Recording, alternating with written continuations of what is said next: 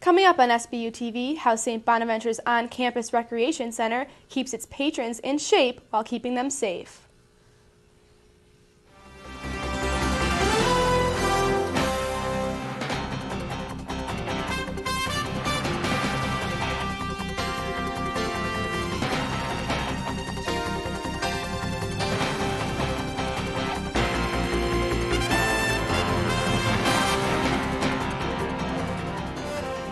Hello and welcome to SBU-TV. I'm Leah Murphy. And I'm Tyler Diedrich. Wishing you could get back into shape or have the body you've always wanted? A facility on Bonaventure's campus might have the answer. SBU-TV's Brittany Whalley reports. The Sandra A. William Richter Center, a $6.2 million fitness building, is open to all Bonaventure students and faculty. The Richter Center facilitates 3 basketball courts, a rock climbing wall, indoor track, racquetball courts, a 2-story room filled with state-of-the-art equipment, and several programs to help promote healthy student activity. There is one particular class designed for any individual to achieve a total transformation in just 90 days. P90X is a 90-day workout. It's a set of DVDs, and they have a couple different versions you can do. It's a 6-day workout. It's usually Monday through Saturday, and then Sunday's supposed to be like the rest day, but they do have an option to do a stretching routine that day. P90X is split into 3 exercise choices: lean, classic, and double. Lean is perfect for someone who is just starting out and wants to slim down. Classic is aimed at the individual who wants to burn fat and develop some muscle tissue. Double is the greatest P90X workout of all and asks for additional time.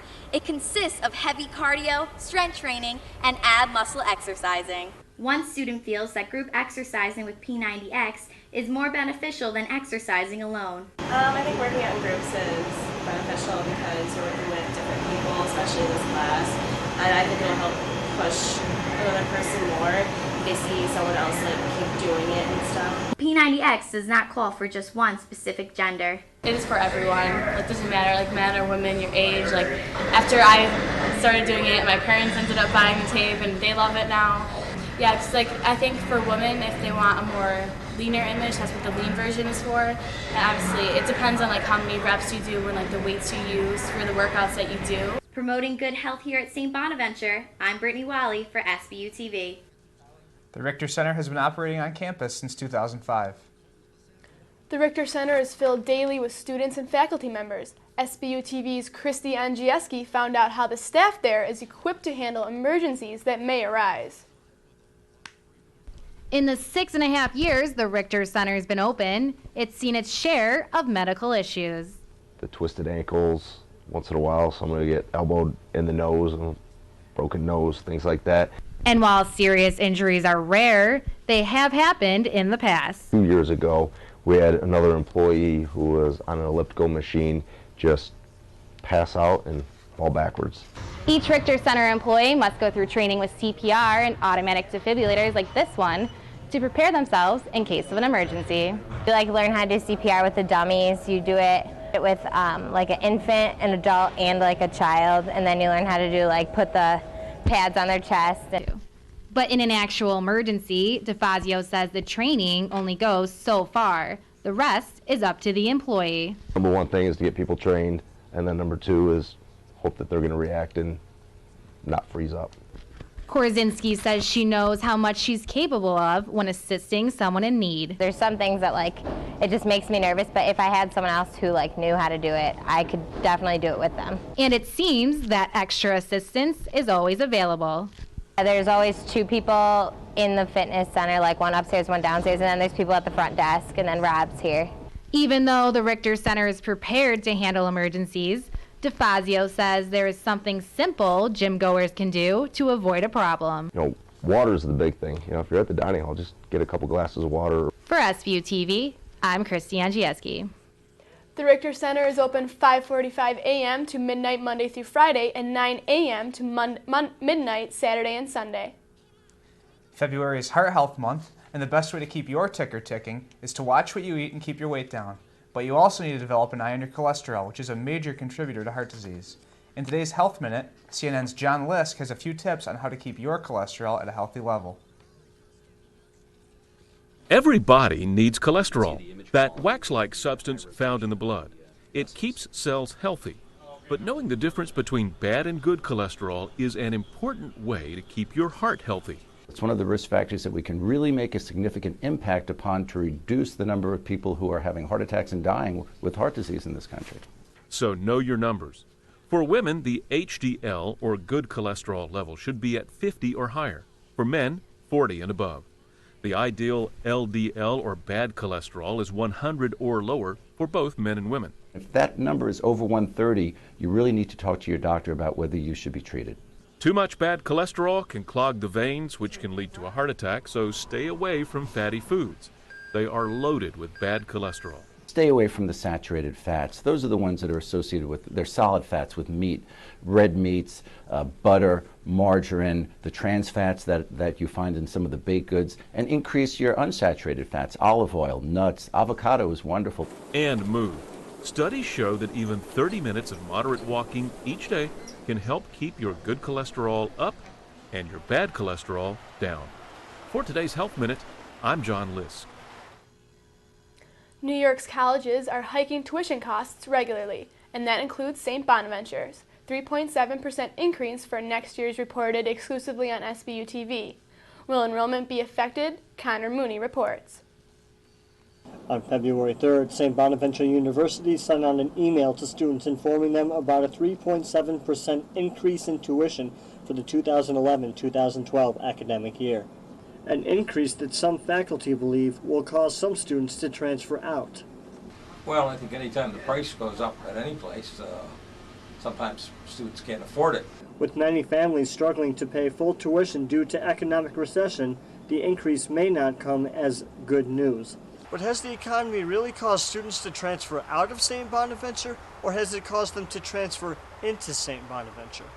We here at the university have experienced an increase in our number of transfer students over the last couple of years. More students are enrolling into the university as juniors than leaving the university as freshmen or sophomores. There's a trend across the country that there's really an increase of the number of students enrolled in community college, and then ultimately, therefore, then increase in the number of transfer students that would come to St. Bonaventure University as a sophomore or junior. This year in particular, we have over 120 transfer students between the fall and the spring, and that's up from about 80 transfer students the year before. Other faculty members agree that the increase in tuition will not have a negative effect on current students. Dean of the Jandoli School of Journalism, Leah Coppola, states, quote, "I don't think the tuition increase will have any more of an effect than previous increases have. When it's not money, I try to find out why he or she wants to transfer. Often, it's that Bonaventure doesn't have a specific academic program a student wants," end quote. I think that the institution has remained committed to being affordable and being accessible. I think there is a very judicious approach to how the budget is created and that it is focused on the student experience. For SBU-TV, I'm Conor Mooney. University officials said retention rates have increased in the past few years despite tuition increases. Up next on SBU-TV, members of the baby boomer generation adopting a spiritual life. Jesus met his friend. Plastic ones last longer.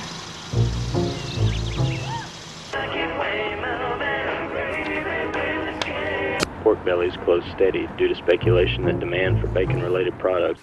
Read me this one, Daddy. Okay, honey. The less art kids get, the more it shows. Are yours getting enough? Art. Ask for more. AmericansForTheArts.org.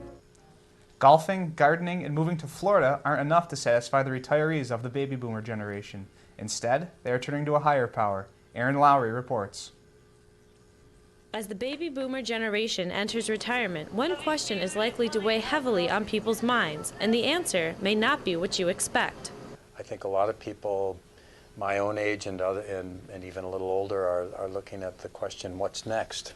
So I think some people have responded to that question by moving into ministry. Others have gone into volunteer work. The notion of joining a religious community later in life is not a new one. When I lived in Boston, for example, in the early 1980s, there was a seminary that was called the Seminary for Belated Vocations, so that It was specifically for people over 40. So most of them were either in a career change, or some of them had been, a spouse had passed away or something like that, or they finished their career and they thought about serving in the church. In the past decade, the number of people entering seminaries in the age category of 50 years or older has increased from 12% to 20%. I was in my early 20s. I had a classmate who's now priest here in Olean, Father Greg Dobson, who's 10 years older. I had another classmate who was 20 years older. The shift from young people entering seminaries to older generations could prove to be a positive. One of the benefits for the church, I think, is that more mature, experienced individuals are finding a call to ministry, and so they bring some gifts and talents that are pretty unique and special. For SBU-TV, I'm Erin Lowry. Christ the King Seminary is located in East Aurora. It used to be housed in Francis Hall on St. Bonaventure's campus. Amy Moritz is a St. Bonaventure graduate who has her dream job and has a passion most of us would find impossible to pursue. I had the chance to talk to her. Amy Moritz is a sports writer for the Buffalo News. She wasn't very athletic growing up, but sports were always around her.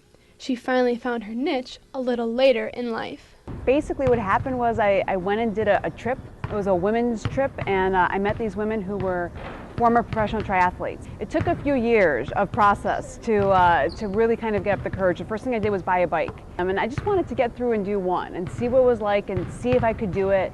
And I ended up finishing that first one, and now I did an Ironman distance race this past September. I've done a marathon, and I've really loved discovering that athletic part of my identity. Moritz started at the bottom of the totem pole and eventually made her way up. I took a job as a newspaper writer, general assignment. I wasn't writing sports. Then I got a call that there was an opening at the Olean Times-Herald. Again, it wasn't for sports, it was for general news, but I jumped at the chance to work at a daily. The most important thing for Moritz and for anyone seeking a job is to be proactive and... Anytime that I could find a story, I could find an angle, I could do something different. Anytime I had an opportunity also to talk with someone else in the business, to send them my stuff for them to look at. It didn't matter if they had a job opening or not, and that's actually how I ended up at the Buffalo News. Sometimes women in the media feel uncomfortable or slighted in their line of work, but Moritz says, I just need to know my stuff and do my job, and if I do that, then everything else is going to fall into place. The experienced writer shares some pointers for young people trying to make it in the field. Write, and read. And I agree with that. Write as much as you can, no matter what part of the media you want to go into. For SBU-TV, I'm Leah Murphy. To read Amy Moritz's articles, log on to www.buffalonews.com.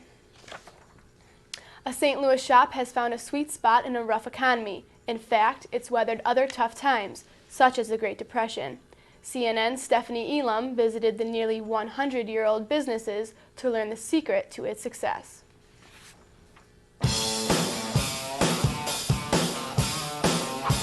Despite wars, recessions, and urban flight, Crown Candy has been an anchor in the Old North neighborhood of St. Louis. We've been on this corner in this same location for the last 98 years now.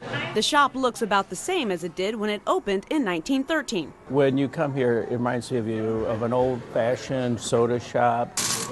And it churns out an array of desserts. We do all the solid chocolate figurines.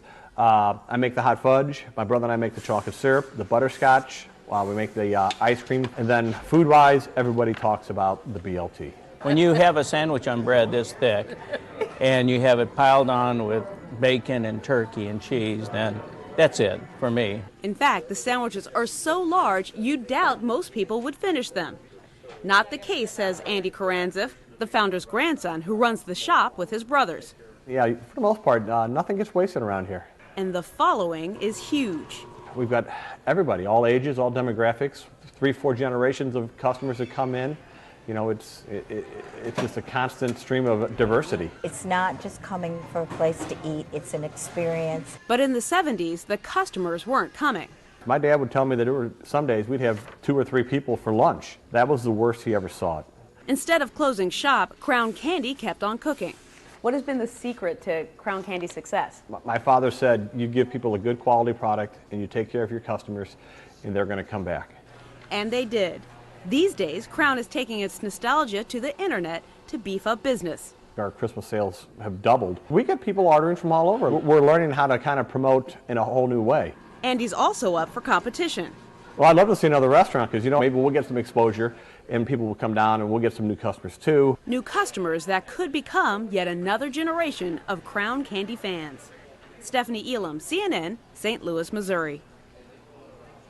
Coming up in sports, St. Bonaventure seeks its third consecutive victory. Daddy, why is the sky blue? Well, to match your pretty eyes. Nope, not even close. See, all colors have wavelengths that are diffused by oxygen and nitrogen. Since blue is the shortest wavelength, it's diffused up to 10 times more. Who taught you that? Mommy? By age 12, too many girls lose interest in math and science and their chance at future jobs. Keep her interest alive. You know why mathematics is the basis of life as we know it? You tell me. It's her future. Do the math.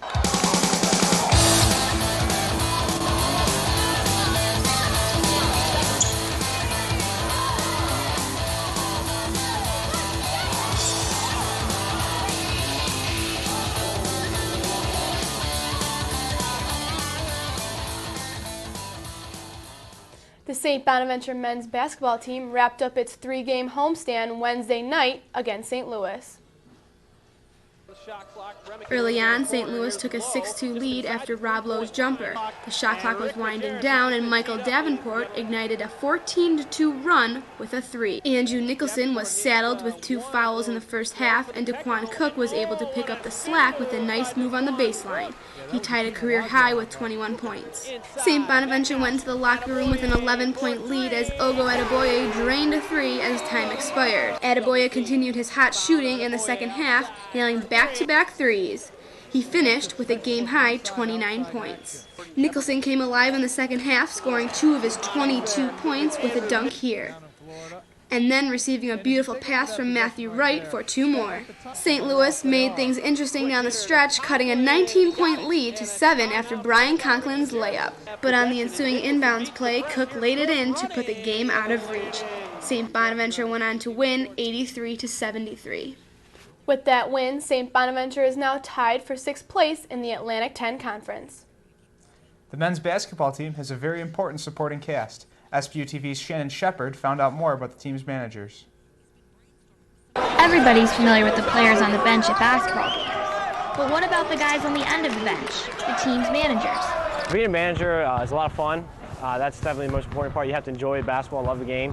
One of the downsides of being a manager is it does take a lot of your time, about 3 to 4 hours a day, but it is a commitment, and once you get into a routine of it, you'll be all right. It's not too bad. The big reason students become basketball managers is because they have dreams of one-day coaching. Looking to get into coaching, so hopefully that could help me.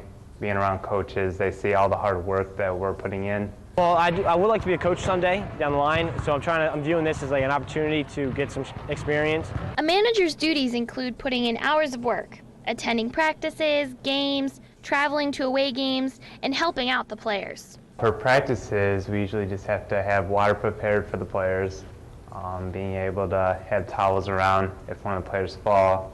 Game day, you have to be on the bench. One person will film. During timeouts, you have to take stools out for the players, a coach's chair. Despite the extreme time commitment, all student managers agree that being a part of a St. Bonaventure University basketball team is worth every hour they put in.